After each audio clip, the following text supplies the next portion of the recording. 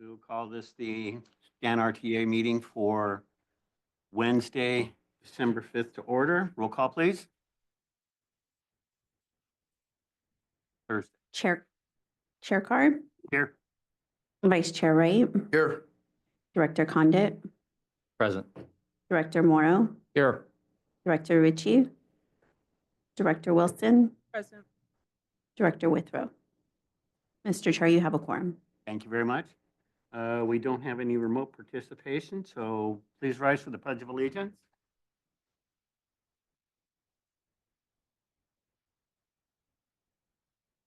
Pledge allegiance to the flag of the United States of America and to the republic for which it stands, one nation, under God, indivisible, with liberty and justice for all.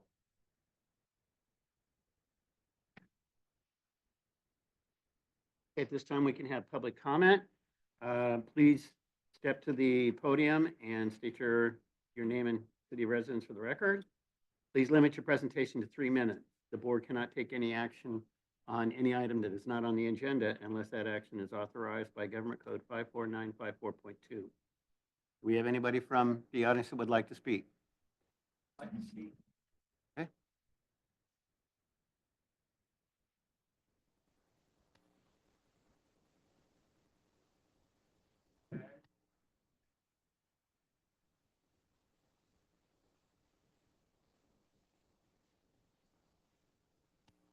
Seconds. My name is Jack Bash. I'm from Newman. Trips to Patterson and Turlock from Newman are pretty straightforward. The Route 45 goes to both places without the need for transfer. Getting to Modesto is a bit problematic. On paper, the schedules work out for a person that can take the 45 from Newman and connect with the 40 in Patterson. Because of unavoidable delays, sometimes this is not possible. In my opinion, the best chance to connect with the 40 and the 45 is along Sperry Avenue in Patterson. The 40 makes 2 passes along Sperry Avenue, one outbound, the other inbound. The outbound and inbound 45 each have 2 chances to connect with the 45 in Patterson. To help with these connections, I'm asking for 2 additional stops along Sperry Avenue. These 2 additional stops would complement the existing stops. The first stop to be placed on the southeast corner of Sperry Avenue and Del Porto Avenue. The road is wide enough that the bus can pull to the side and not block traffic. The intersection is controlled with traffic signals and has pedestrian crossings. The second stop on the northeast corner of Sperry Avenue and 9th Street. Again, the road is wide enough that the bus can pull to the side. There's a pedestrian crossing and a flashing traffic signal. I believe that adding these 2 stops would help enhance the service. I would also like to suggest that Route 10 arrive in Turlock. The arrival and departure times be changed to around 15 minutes after the hour. This would help with getting to and from both Newman and Modesto. Trips arriving from Newman on the 45 would be there before the 10 leaves back to Modesto. And because the trips from Turlock to Newman don't leave till 30 minutes after the hour, this would help with people that arrive from Modesto that want to go back to Newman. So that's it. Thank you very much. Thank you. Do you have anybody else from the audience that would like to speak? Go ahead, Mohan. Good afternoon, board members and chair. I wanted to talk about the paratransit app. It sometimes, most of the time, it's not sending notifications that the bus is on the way. The only way to actually know that it's on the way is to actually open the app and see that it says the bus is near. And then also the telephone calls are not happening as frequently from the system. So I think if the phone calls would go back to someone calling the passengers and letting them know, that would be more conducive to letting people know where their bus is, because sometimes I'm waiting 20 minutes after the actual text message for my bus.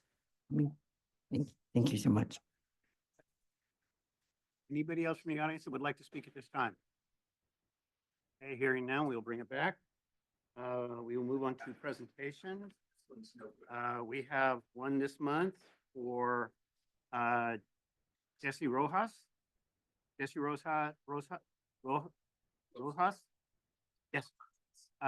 Is our November Employee of the Month. Jesse has been with TransDev for one year and 8 months. And during this time, he has demonstrated passion for helping people get to their destination safely and efficiently. Jesse is always available to support our drivers, whether it's juggling buses or tackling challenges as they arrive. He loves to see the teamwork between managers, supervisors, dispatchers, and drivers, creating a positive and enjoyable work environment. Outside of work, Jesse enjoys spending time with his 1966 Chevy Caprice convertible and watching football, cheering on his favorite team, the Washington Commanders. Congratulations, Jesse. Thank you for your outstanding contribution.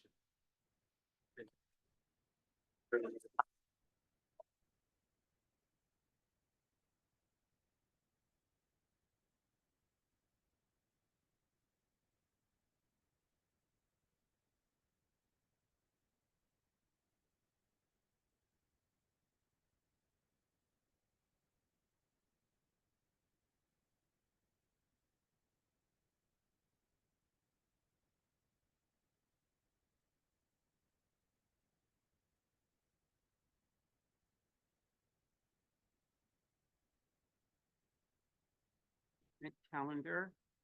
Does the board have any items on the consent calendar that would like to be pulled? Hearing none. In the audience, are there any items that would like to be discussed?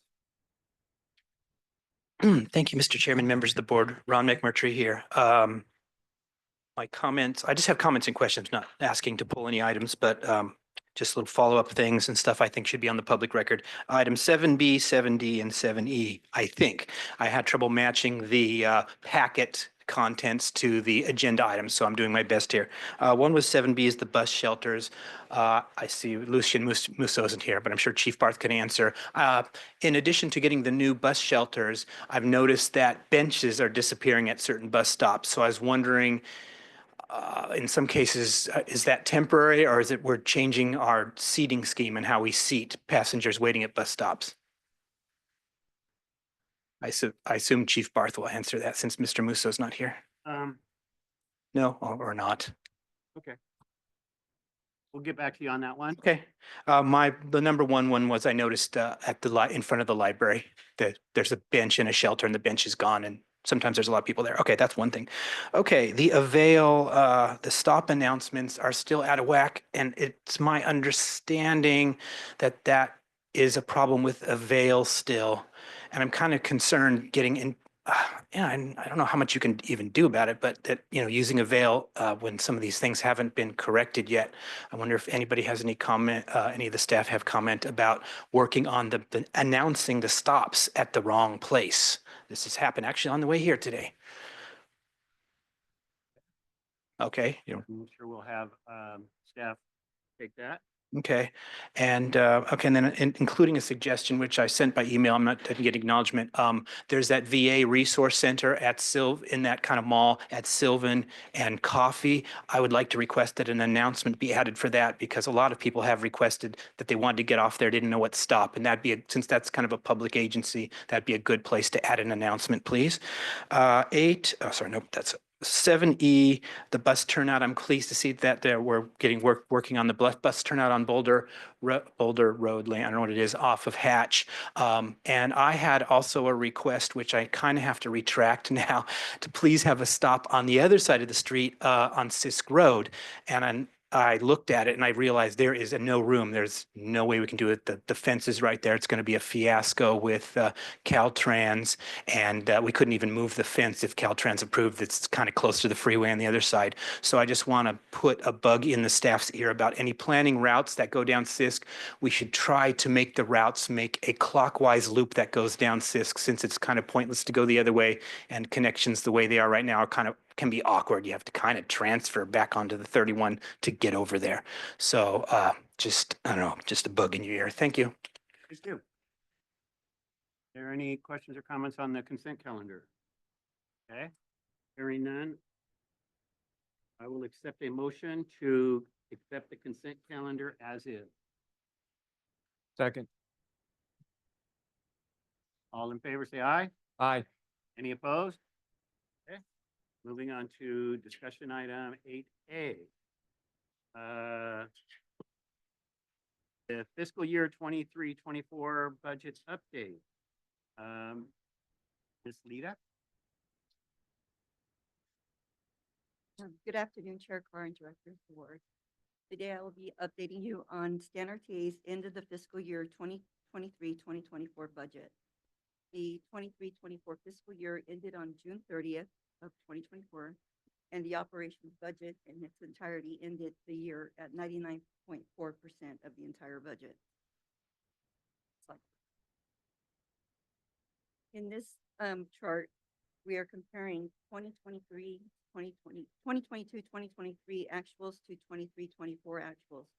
And in doing so, StanRTA experienced an 18% increase in overall expenditures, 36% in salaries and benefits, 17.5% in service supplies, and a decrease of 10% in internal services due to the redirection of expenses. Is it possible to speak a little closer to the microphone, please?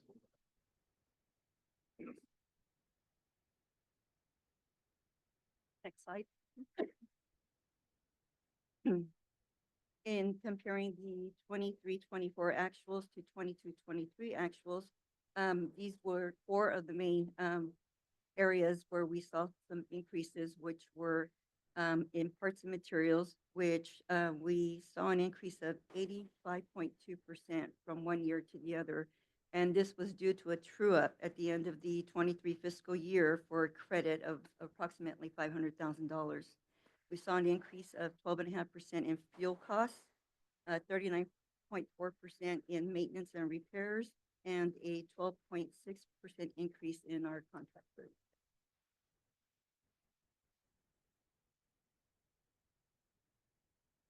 So overall, for the year, the operations budget, as noted earlier, we had a total expenditures of $40.5 million, which was 99.4% of the total fiscal year budget of $40.7 million. The transit center budget, transit center expenditures totaled $1 million, which was 99.9% of the budget of it was $1,003,721, and the budget was $1,004,600. So it was at 99.9% of the budget. Our Amtrak budget, total expenditures totaled $178,511, which was 68.3% of the budget of $261,360. And our rideshare budget came in at 99.6% of the total budget of $255,556, with expenditures of $254,602. And if you have any questions on any of these numbers or of any of the expenses, I'd be more than happy to answer them. Do we have any questions or comments from the policy board?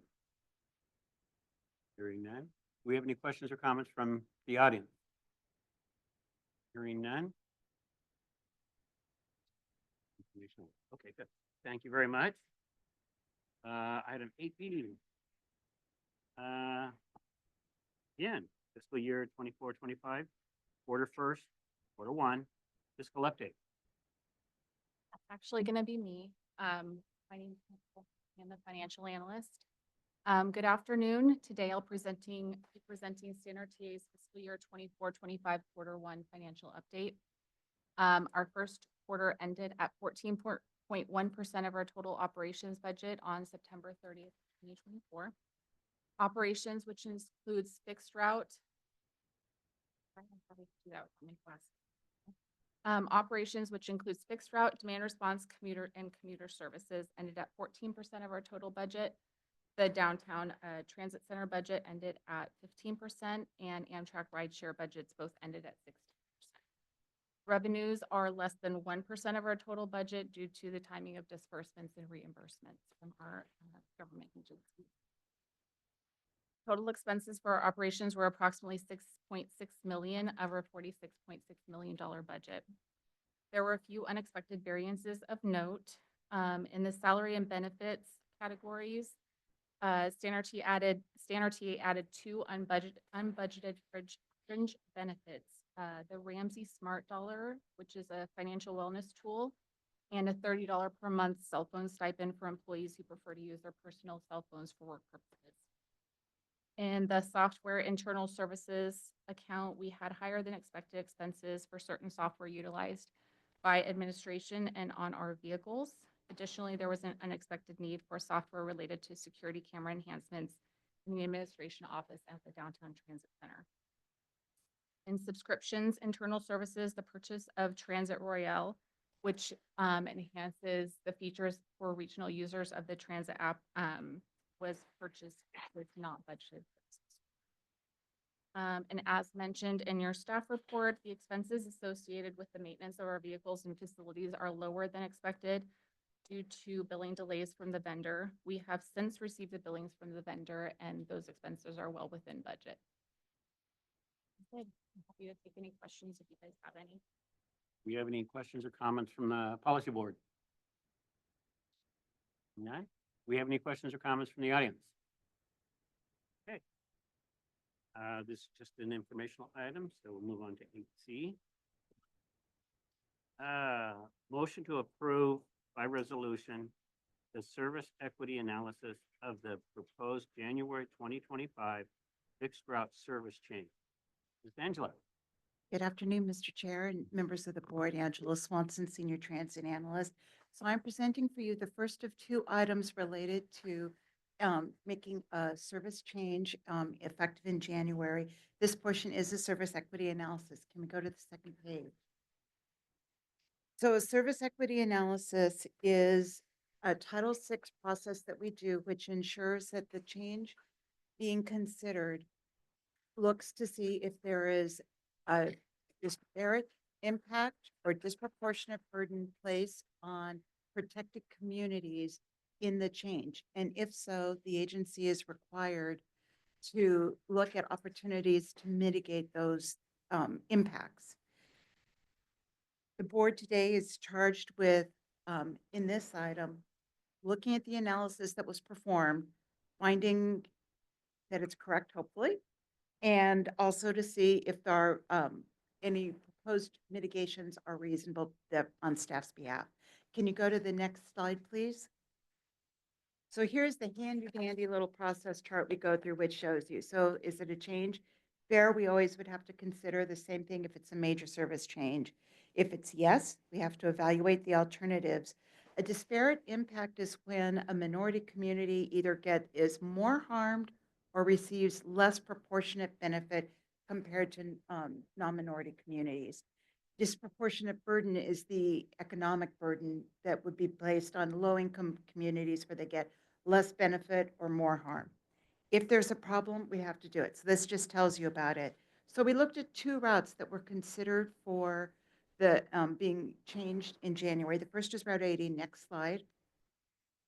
So just tell you a little bit about it. Route 80 is our Stockton commuter route. It was started in July of 2020. It was done when we were still the city of Modesto and Max, and it connects Stanislaus County to San Joaquin and Sacramento counties. It does just 3 round trips daily, Mondays through Fridays. Next slide. So you have the full report in your packet. I didn't think you would necessarily want and need the snooze fest that comes from walking through all of this analysis work. But basically, does this change qualify as a major service change? Because the original proposal was to kill Route 80 to create cost savings to help support more service going to Route 33?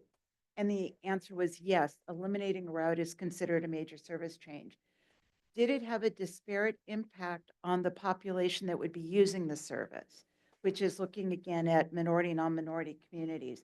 And the answer is no. What we found is that this is already a minority served population, a minority route, and serving a minority population. It's 2 minority routes. Did it place a disproportionate burden on the low income? And the answer is yes. So next slide. Knowing that, that meant we had to look at equity options for losing, if we went ahead to recommend losing Route 80. So we had these choices. We could change course and retain the route.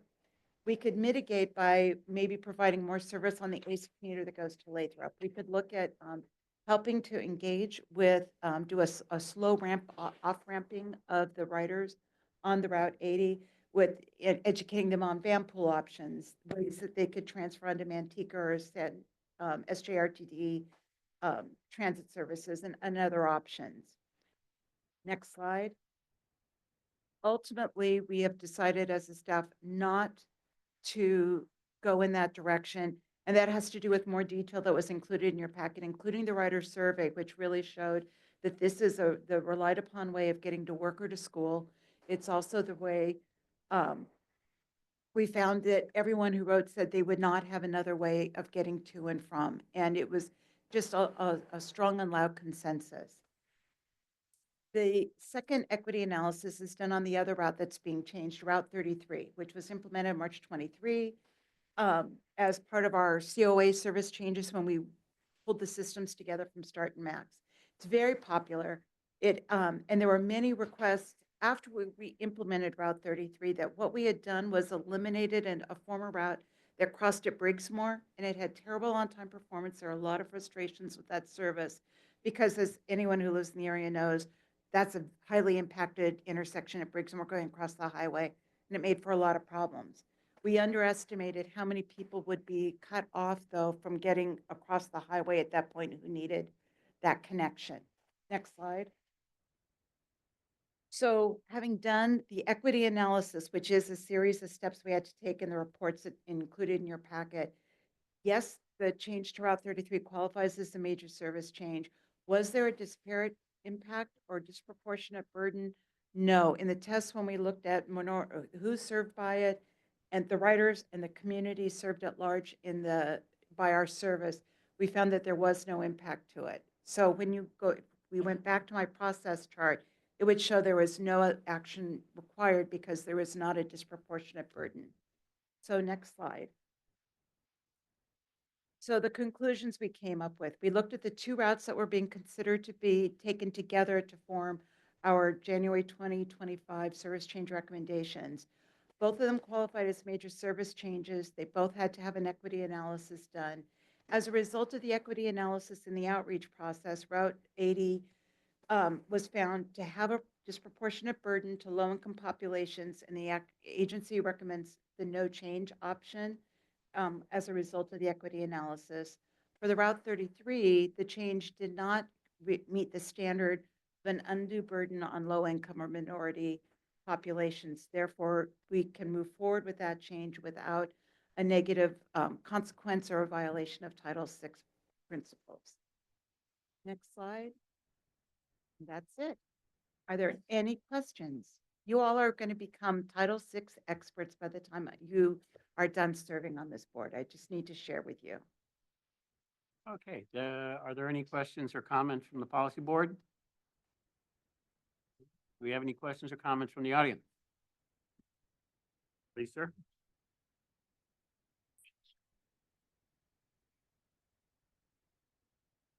Thank you, Mr. Chairman. Thank you, Mr. Chairman, members of the board. Ron McMurtry again. This was hashed out a lot during the Equity and Accessibility Advisory Council. I am not going to rehash all that, but I did have, sorry, do you have a request? Just trying to hear. Oh, I'm sorry. Is this clear enough? Okay. But I had questions and I just kind of refrained from asking because there was a lot of discussion in that group. So I want to ask Ms. Swanson a couple of other little, just small things. I think it was Nick Jensen, but I'm not sure. One of the council members was expressing a concern that when it's, you already expressed the difficulty in assessing impacts on commuters because commuters don't service neighborhoods per se. They're more like connecting hubs together, Modesto, Manteca, and Stockton in this case. And that perhaps the assessment should include really a wider span, treating it more like a hub, like, the greater Modesto area, the greater Manteca area, that kind of thing. I wasn't clear though, whether is the challenge because you're constrained by doing it certain ways? How much flexibility did you have about doing something because the route's a little unusual?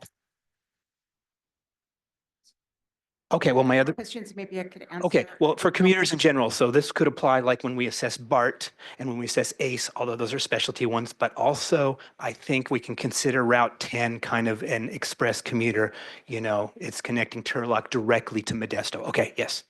So there's not, Mr. Chair, with your permission. Yeah. There's not a hard and fast rule by the FTA, but I consulted them because a commuter route is different. The difference in a commuter route is you'll be going 40 miles along the way, and you're not really picking people up the way you do on a fixed route where you have a bus stop every quarter mile and you're stopping frequently. Even if you may along an area not have stops for a period of time because there's not a need for a stop, but you're having frequent stops and you measure everyone along that route. So this was done in consultation with FTA's civil rights officer on best practices. And what we did was we looked at the walking shed who would come to within a quarter mile of each of the stops on the route. This is consistent because we use a quarter mile walking shed, and we found that the majority of riders in our survey of the Stockton commuter route do not have vehicles. So that they would tend to either get picked up in Modesto at the transit center, so we picked up an area there, around Vintage Fair and beyond. So while it's a more challenging group to do the comparison with, we did do that and found it. The big reason, if there's a concern about no finding of a disparate impact, which is on the basis of being a minority route, has to do more with the fact that in the service area, when you measure everywhere our bus routes go, we calculate that 67% of riders are minority status. Okay. So that's a very high bar for a route to have to surpass to have a higher impact then. So it wasn't that we weren't casting our net widely enough to have a concern. And that's also why on an equity analysis, you look at minority status as well as economic status, so that you're looking at both windows for catching people with the safety nets. Okay. Well, I think I want to concur with Mr. Jensen I think he's the one who commented that, yeah, for this, you do need to cast a wider net if you have the flexibility to do so. It's just appropriate given the way it's served. People will take San Joaquin RTD in, and so there's a net there, and so on here in Modesto and so on. Okay. My other thing was, if I remember the statistic correctly, it was 62% of the riders are actually San Joaquin residents. Did I have that right? I'm just going from memory from the SEAC. Okay. 38% of the residents more accurately live in Stanislaus County. Right. Okay. So my thing was in an assessment where you're going into other jurisdictions, since this is a StanRTA route, it's supposed to serve Stanislaus residents. Do you have the flexibility to put a scale factor on the San Joaquin residents and say, hey, I know we serve you guys too, and we're happy to serve you guys, but as far as it's like, it's not fair. It's supposed to be the Stanislaus. And then connected to that, are you going to be approaching San Joaquin RTD about, getting some of the funding, since more than half the residents evidently use that route, just in the interest of fairness? The latter question is, yes, we will be looking at that. That'll be talked about more in the service change. As to whether we have the ability to make a calculation or to discount people because they don't live in our county, although transportation funds are generally accorded based on your region and the county basis, we really cannot discriminate based on where someone comes and goes from in doing that. Okay. And where they live, and wouldn't scale that in. That Yeah, would not kind be of. appropriate under Okay, I Chapter 6. suspected. All right, thank you, Ms. Swanson. Any other questions or comments from the audience? Hearing none, I will accept the motion to approve by resolution, the service equity analysis of the proposed January 2025 fixed route service change. So moved. All in favor, say aye. Aye. Any opposed? Hearing none, motion passes. 8D, January 2025 fixed route service change and an agreement with Yosemite Community College District supplementing the cost of the service change. Ms. Angela. I'll be sharing the stage today with my boss here, Mr. Herrera. Can we go to the next slide, please? So you've already heard a little bit about this with the service change, so we can move more quickly through it. But the service change is a result, this is our first service change since we did the COA, the Comprehensive Operational Analysis that brought together the START and MAX fleets as the S. And at that time, we discontinued this service that bridged Highway 99 in the middle of Modesto. Since then, as I mentioned before, this has been a top goal for us to fix. And then Modesto Junior College, separately, we learned over the summer, has discontinued the Pirate Express, which is a shuttle that goes between the two college campuses. And we found in the start of this new fiscal year that there was more need than we had previously understood and a more pressing need for service across the highway. Next. Okay, in fiscal year 24, Route 33 operated over 116,000 trips. It currently ranks number 7 out of our 23 fixed routes in ridership and serves as a designated minority low-income route. We also plan to reestablish service across the Highway 99 in Modesto, which is expected to have a positive impact on local businesses.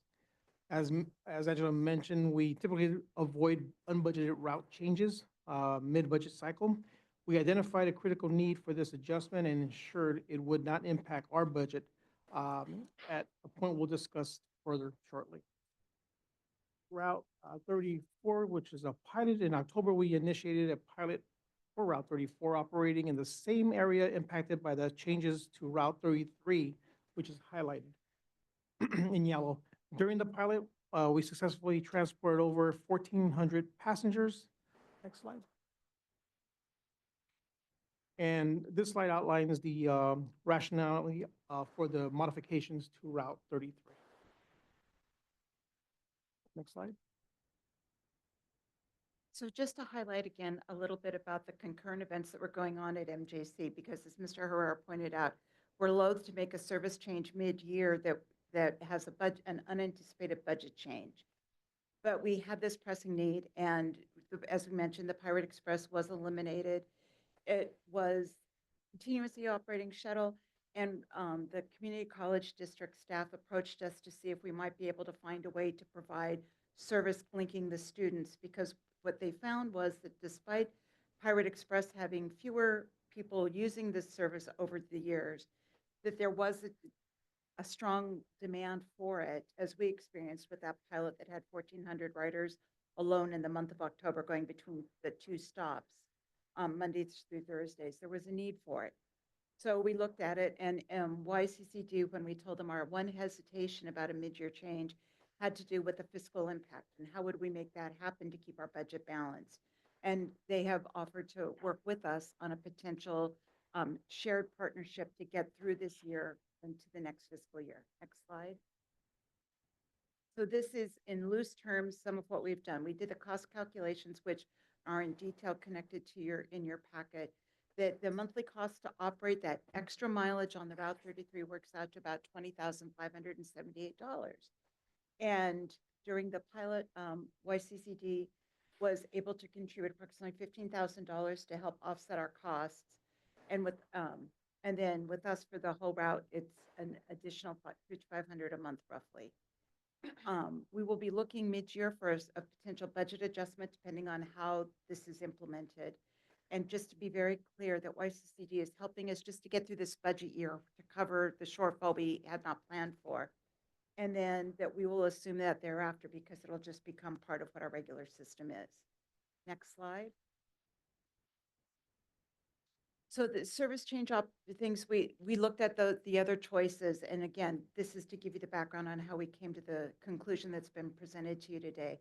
We looked at could we cut other routes instead. And either eliminate service hours, eliminate runs. As we said, we also eliminated the route, looked at eliminating the Route 80, discarded that specific one.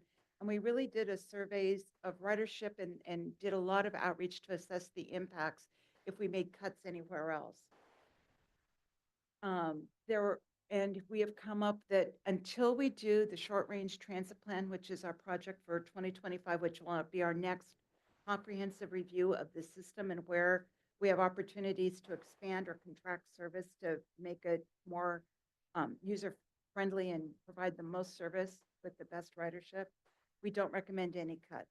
Next slide.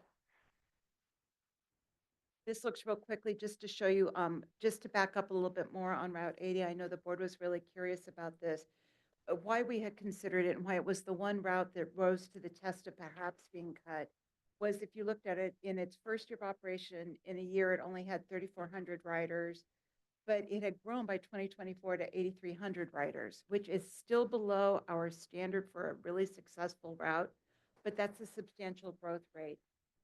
And then one of the other things we looked at is could we eliminate one of the runs instead of 3 runs, do fewer?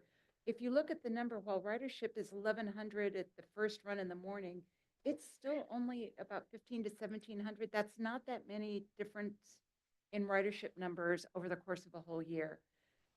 We have about a little over 5 people riding the bus Monday through Friday on any given trip. So again, while this is not a great route, there was a need for it, and staff felt we could not justify eliminating it. Next slide. The last couple of things to note, we did a passenger survey, and again, this is where we did learn about Highway 80, about the fact that people live outside the county. However, again, they're riders, and this was their only form of transportation. Next. We also did some other public outreach that's just important to note for you that we have done an appropriate process in reaching out and trying to determine the best solution on service change to bring to you. Next. So this is the range of ways we invited people to give their opinions. It also included being at our at Equity and Accessibility Advisory Committee, as well as 2 public meetings. Next. And just to share with you, as your official advisory group, the SEAC did have, as Mr. McMurtry alerted to, significant discussion and concern about eliminating any service when they looked at the demographics of those served on the routes. They voted against discontinuing Route 80, but they did vote in favor of the Route 33 extension because they did see the value in it. Next slide. Okay, we are seeking approval to extend Route 33, maintain the status quo for Route 80, taking no action at this time, and to enter an agreement with YCCD to support the extended Route 33 through June 2025. Next slide. Any questions or comments from the policy board? Just in full transparency, I've been a part of the conversations with YCCD, and it's clear, and I appreciate the pastor comments, but it makes it very clear that both routes are very necessary. Thank you very much. Any other questions or comments from policy board? I like the picture. Oh, I'm sorry.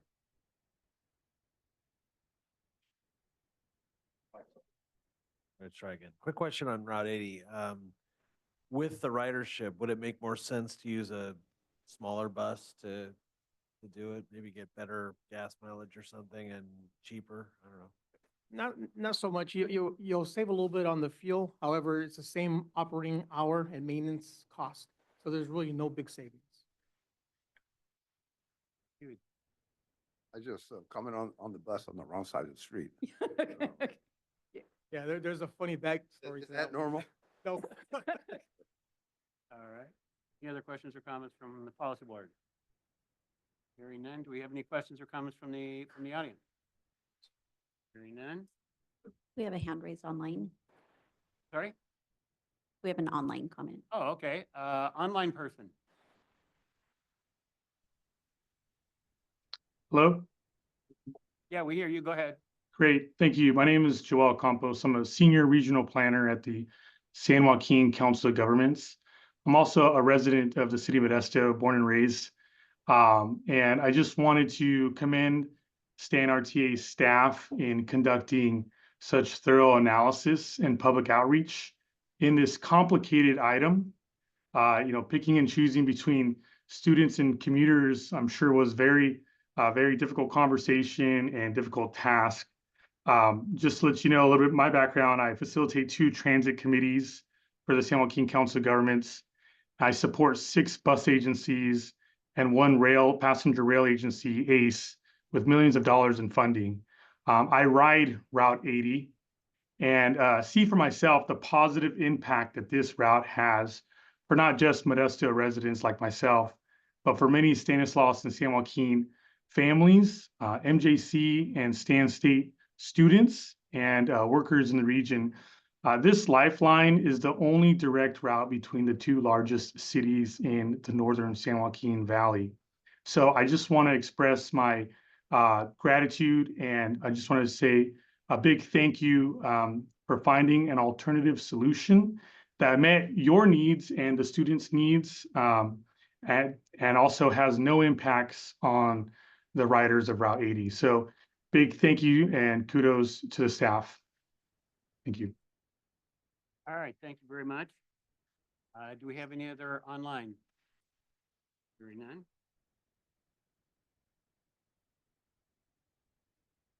At this time, I will, this item is going to have 2 separate items to be approved.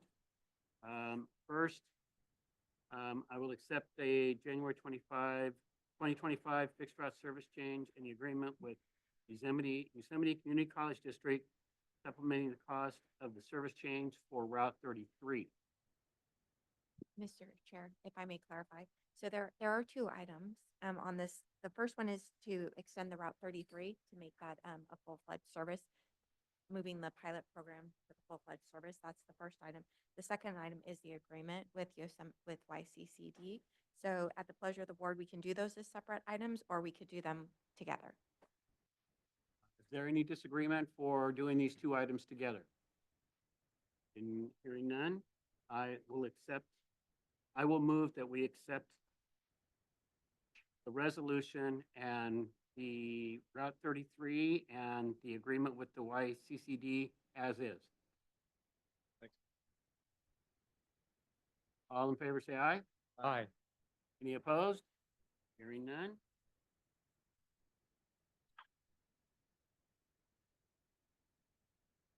Informational items. I will assume that all the board members have read those at their leisure. We'll move on to the CEO report. Thank you, Mr. Chair. Just a few items I wanted to talk to the board about today. First, as you all know, we received the Transit Agency of the Year Award just a couple weeks ago at the California Transit Association Annual Expo and Conference. Mayor Carr and Director Morrow were there in attendance along with some staff, as you see in the picture on the screen. The award is up here by Mayor Carr as well. So I just wanted to thank everybody, the board, the staff, writers, everybody that had made this possible. It's an amazing achievement for us to receive this award with all the other transit systems in the state, and just speaks to the great work that we're doing to get more people on the bus, make it easier to ride the bus, and that it shows the success of the StanRTA as well. So wanted to thank everybody for that excellent work, everybody. With that, before I move on, I would like to get a picture with the whole board with the award, if that's okay with you. Sure. So let's, if we could just get up with the whole board.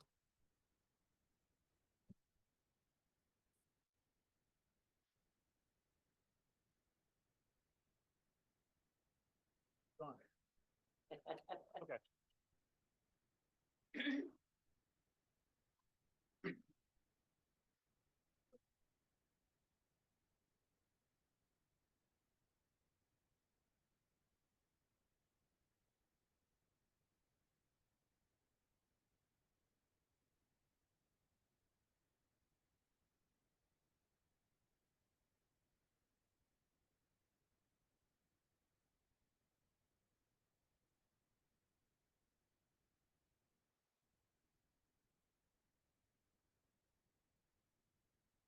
We have to watch Mayor Carr make sure he doesn't take off with the award. Come by the house and see it. For sure. Anyway, again, great work. It's been great to be part of this, great to be part of this organization and seeing the great work that we're doing. On top of that, I just learned just the other day, just yesterday, I think, I saw a post on APTA, the American Transportation Association of America, that the StanRTA was recognized, as you can see here on the slide, as the second highest, of all the agencies in the nation with ridership between 3 and 15 million annual trips, we had the second highest increase in ridership in the whole nation. Those are the top 5 there on the screen, but we are the second highest increase in ridership in this category, which is pretty cool. So definitely great work. Again, everybody, we're doing awesome work, getting more and more people on the bus, and that's what we're all about. So great work. I'm not done. Oh, okay. Mayor, Chris, itching to get me done. Just 2 more reminders. We are free rides all month of December. We're using the Low Carbon Transit Operations Program grant to pay for those rides. So definitely, if you're hesitant to get on the bus because of the fare, this month is a great time to use the bus. And then lastly, the holiday parade in Modesto is this weekend, along with other cities in the county. Yesterday, the staff decorated one of our buses that will be in the Modesto parade Saturday evening. So be sure you get out to the Modesto parade or any other parade, although we'll only be in the Modesto parade this year. So great work to staff. That's some of the staff that were able to do that. And I was asked to wear that hat in case anyone's curious on what I'm wearing. Thanks, Valerie.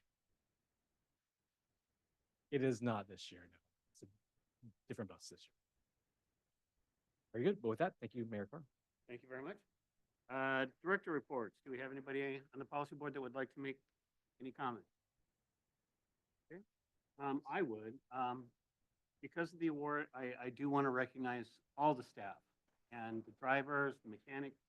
It's the whole organization that deserve this award. You have earned it. You've worked very hard, a lot of teamwork, a lot of collaboration, and I think it's absolutely awesome. And everybody needs to be really proud of the achievement of this award. This is saying you're best in the state, and you deserve this award. Thank you very much.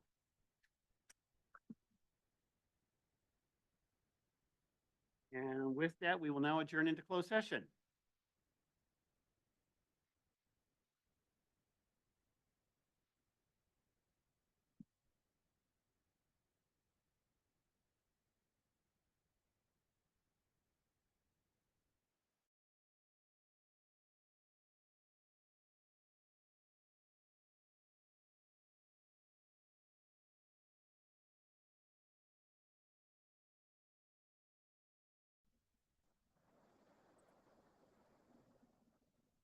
Okay, we've returned from closed session. Monica? Thank you. The board has returned from closed session. All of the directors were present for the duration of the closed session, with the exception of David Wright, who had to leave at 2:42 p.m., and there is no reportable action. Thank you very much. And with that, we are adjourned.